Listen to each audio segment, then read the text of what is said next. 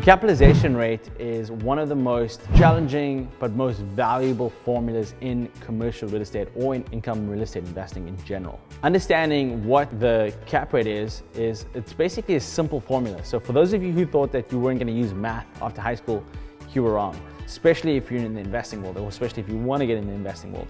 This formula, which is essentially the cap rate, which is essentially the net operating income over the value of the property, allows you to determine that, or the cost of the property. So it could be net operating income over the cost of the property equals your cap rate. So for example, if you're buying a building for $1 million, that's at the bottom, and then that property is bringing you $10,000 a year or $100,000 a year, now you have a 10% cap rate. If that building was bringing you $10,000, that would be a 1% cap rate. You don't want that.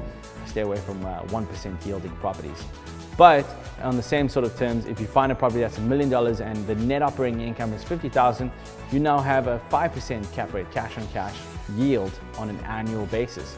So when you're underwriting a property, you can actually use this formula for all different types of income producing properties, whether it's multifamily, commercial, mixed use properties, office buildings, all across the board, even storage units, mobile home parks. This formula allows you to underwrite all different types of assets. The best thing that the capitalization rate allows you to do is build an understanding of what that property will produce for you on an annual basis, aka cash flow, which is the reason why we invest in income producing properties in the first place. That cap rate is basically equivalent to the cash flow that you'll make minus the debt, because the cap rate doesn't take in the debt or the mortgage expenses that you'll have on the property. A cap rate only determines the income as though you bought the property without any debt. So that's important to understand that, because the debt does change the property. It either allows you to leverage that return on the equity, or it decreases that income from the asset. So make sure you're playing with the capital stack. And if you don't know what a capital stack is, make sure to check out the other video on capital stack. But I hope you understand what the cap rate is.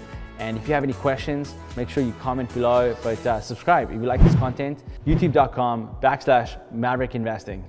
Cheers.